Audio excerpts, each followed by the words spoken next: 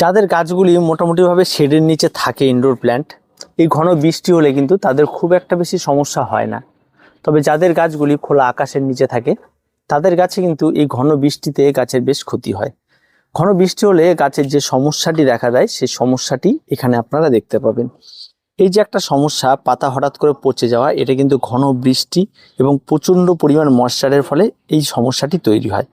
তো এই সমস্যাটি এখন বর্তমানে আপনারা ছাদ বাগানে অনেক গাছেই দেখতে পারবেন। যেমন এখানে আমার মানি প্ল্যান্ট দেখতে পাচ্ছেন, এই মানি প্ল্যান্টে কিন্তু একই সমস্যা দেখা দিয়েছে। একই সঙ্গে আপনারা যদি এখানে পিস লিলি দেখেন, তবে পিস লিলির ক্ষেত্রেও একই সমস্যা দেখা দিয়েছে। তবে এই যে সমস্যাটা, এটা কিন্তু সাময়িক। এটা এখানে যেটা ধরেছে তার সঙ্গে সঙ্গে কিন্তু এখন এইদিকে আর এগিয়ে যায়নি। যত পর্যন্ত ধরেছিল সেখানে তার স্টপ হয়ে আছে।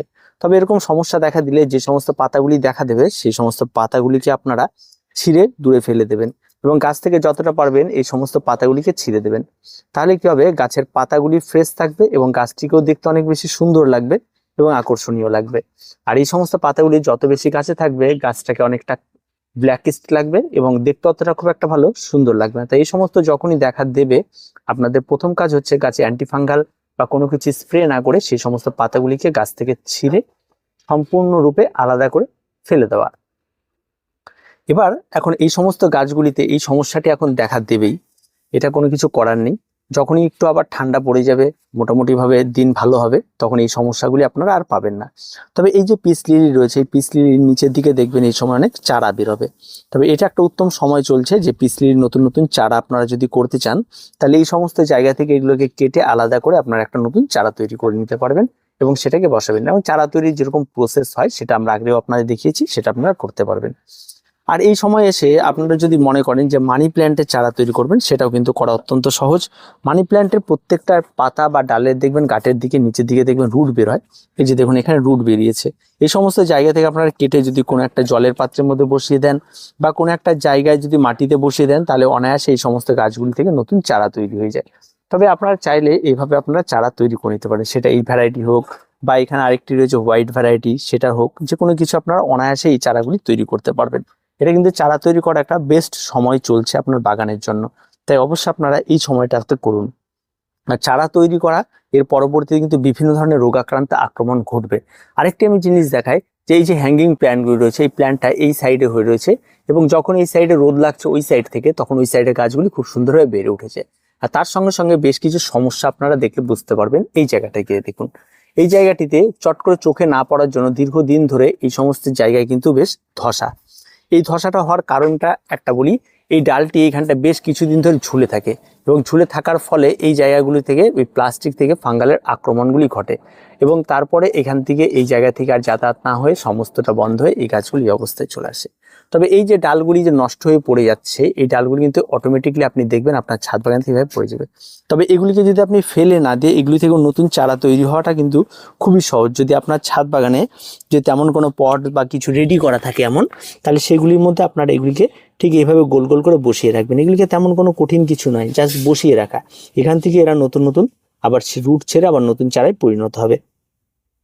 ঠিক এইভাবে আপনারা এগুলিকে বসিয়ে রেখে দেবেন, কিচ্ছু করতে হবে না, জাস্ট একটু মাটি দিয়ে এভাবে আপনারা এগুলোকে বসিয়ে রাখবেন।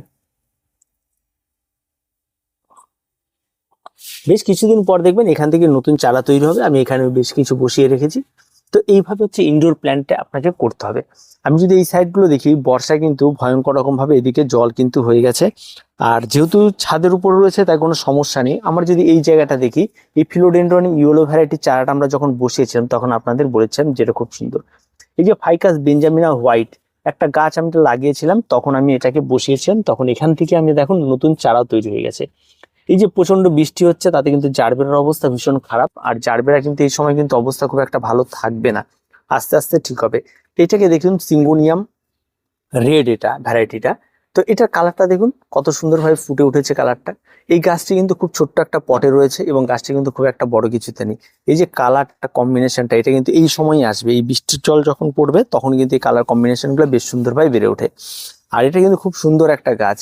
আর তার সঙ্গে সঙ্গে এদিকে যদি দেখা যায়, তাহলে আমার এই লিলিগুলো রয়েছে, এই লিলিগুলোর যে বলের সাইজ হয়েছে নিচে, বিশেষ করে আর কি বাল্বগুলি, তাতে আগামীতে প্রচুর ফুল পাওয়া যাবে। আর এগুলি এখন থেকে বড় করতে হয়। বেশ কিছু জারবেরা রয়েছে, এই যে এখানে দেখুন জারবেরার ফুল। আর উপরে বেশ কিছু মোটামুটি ভাবে পর্তুলাকা রয়েছে। এই পর্তুলাকার কিন্তু মোটামুটি ভাবে শেষ সময়ের দিকে এখন চলে এসছে। আর একটা ইম্পর্টেন্ট বিষয় নিয়ে কথা বলি, সেটা হচ্ছে আমাদের এই গাছটি। এটা হচ্ছে আমাদের পাহাড় থেকে আনা সেই গাছটি, যেই গাছটির কথা আমরা সবসময় বলতাম। গাছটির নামটি ভুলে গেলাম। গাছটির নাম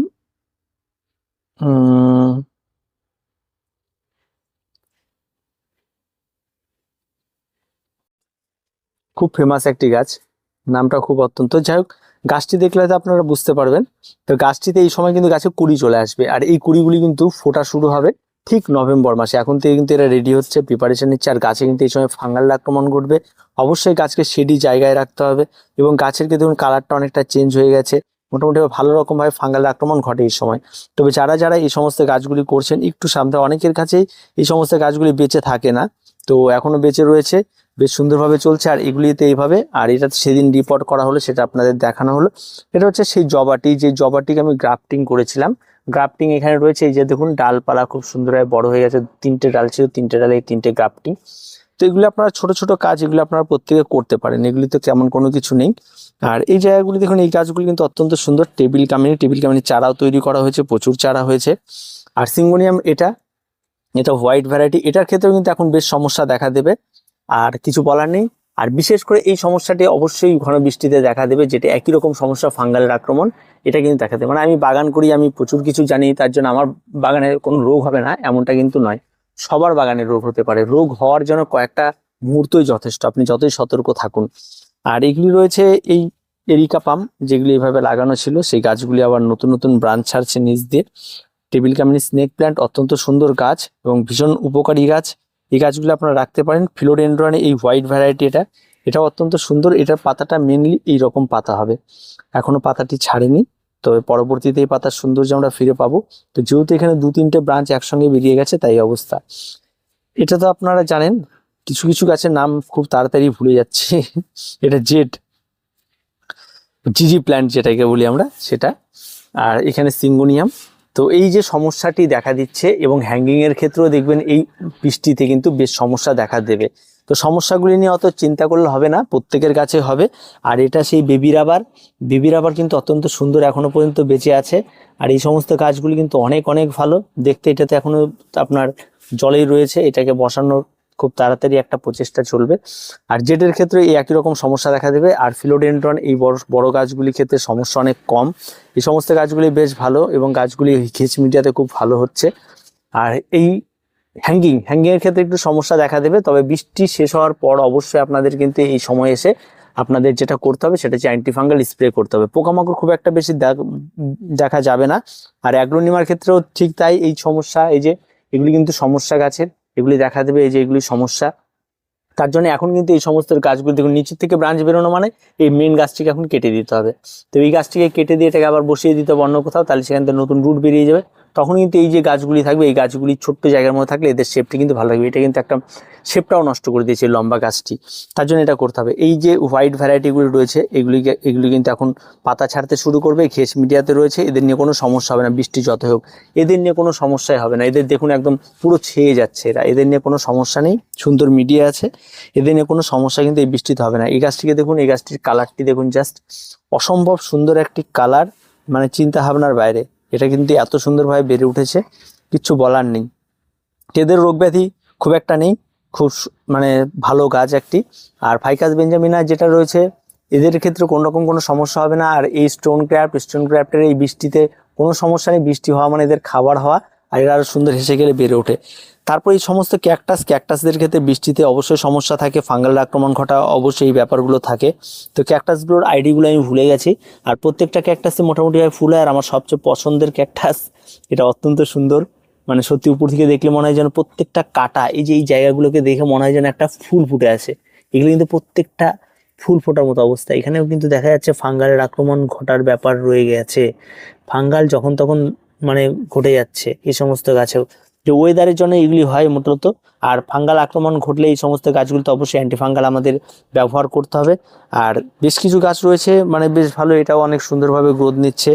আর বর্ষাকালে মূলত ওই ফাঙ্গাল আক্রমণটা বেশি ঘটে, যার জন্য বেশ সমস্যাগুলি দেখা দেয়। এটার ক্ষেত্রে একটু দেখুন এই গাছটি মানে সাংঘাতিক রকমের একটা সুন্দর একটি গাছ কাটা, এবং এর কাটাগুলিতে হাত দিলে কিন্তু লাগে না, এটা একটা হুলের মতো এবং পুরো জায়গাটি দিয়ে ভরে যায় এবং দেখতে অত্যন্ত সুন্দর হয়। আর এগুলি বল ক্যাকটাস, এগুলি তো অনেক এখন বাচ্চা কাচ্চা ছাড়া শুরু করে দিয়েছে। আর এগুলো রয়েছে, এগুলি বেশ দেখতে মানে খুব অর্ডিনারি ভ্যারাইটি, এগুলি সবার কাছেই থাকে মোটামুটি। তো এই হচ্ছে ব্যাপার। আর বর্ষার সময় যদি কোনো পরিচর্যা থাকে সেগুলি তো অবশ্যই থাকবে। আর এদিকে বনসাই রয়েছে বেশ কিছু। বনসাই তো না, আমার এটা একটা ফরেস্ট, এখানটা আমি সব ধরনের গাছ, তাদের বনসাইয়ের কোনো রকম ট্রিটমেন্ট করি না, নর্মালি লাগিয়ে রাখি। আর যতটা তাদের নিজের মতো করে বেড়ে উঠতে পারে সেভাবেই তাদের ট্রিটমেন্ট করা হয়। আর প্রত্যেকটা গাছের গোড়ায় এখন আলাদা রকম খাবার বা আলাদা রকম কিছু করে বেশ কিছু ট্রিটমেন্ট রয়েছে, সেগুলি করার চেষ্টা করবো আগামীতে। আর সেগুলি ভিডিও আপনারা হয়তো পেয়ে যাবেন। আর এই জায়গাটা একটা বনের মতোই চলতে পারে, এখান থেকে প্রচুর পরিমাণে অক্সিজেন সাপ্লাই হয় এই জায়গাটা থেকে। আর এটা ছোট্ট একটা জায়গার মধ্যেই করা, বেশ দেখতে অনেকটা বেশি সুন্দর লাগে। আর এই বৃষ্টিতে এদের তো বেশ মজাদার ব্যাপার, এরা হেসে খেলে বের উঠবে, এদের কোনো সমস্যা হবে না। এই বৃষ্টি মানে এরা অপেক্ষায় থাকে কখন বৃষ্টি হবে, এই অপেক্ষাতে এরা বড় হয়। তো বেশ সুন্দর লাগছে, আর কিছু বলার নেই, এই পর্যন্তই থাক। আর এটা হচ্ছে অ্যাগ্লোনিমা, যেটা বলা হয়েছিল অ্যাগ্লোনিমা, কিন্তু পরবর্তী দেখেছি এটা একদম পুরো মানে ছেয়ে গেছে একটা লতানো গাছের মতো, তবে ফুল ফুটছে। এই ফুলটা আমি দেখেছিলাম, আমাকে বলা হয়েছিল এটা অ্যাগ্লোনিমা না, এটাকে বলা হয়েছিল যেটা, নামগুলো ঠিক গাছের মনে পড়ছে না, ভুলে যাচ্ছি মানে এত কিছু করতে করতে এগুলো ভুলেই যাচ্ছি। তো যাই হোক, এই গাছটি লতানো গাছ হয়েছে, গাছটিও খারাপ না, গাছের কালারটা আমার ভীষণ ভালো লেগেছে। তবে গাছটি আপাতত এখানে রয়েছে, এটা নিচে যাবে কারণ টবে আর রাখা যাবে না। এখন ফুল ফোটাও দেখছি বেশ ভালোই, ফুলটাও সম্প্রতি অ্যালামন্ডার মতো অনেকটা দেখতে, আমাকে অ্যালামন্ডা বলেই দিয়েছিল, কিন্তু পরে দেখা যাচ্ছে যে এটা অ্যালামন্ডার কোনো ভ্যারাইটি না, আমি ভেবেছিলাম এটা নিয়ে আমি ভিডিও করেছিলাম, তো সরি, আমাকে ভুল বোঝানো হয়েছিল যে এটা অ্যালামন্ডা, এটা কোনো লতানো গাছ না। তো যাই হোক, পরবর্তী দেখছি এটা পুরোপুরিভাবে লতানো, তাও আমাকে বারবার বলেছে এটা অ্যালামন্ডারই ভ্যারাইটি। এখন ফুল তো অ্যালামন্ডার মতোই লাগে সমস্ত কিছু, এখন লতানো গাছ দেখে মানে এটা এখন ব্যবস্থা অন্যরকম করতে হবে। গাছটি কিন্তু অত্যন্ত সুন্দর।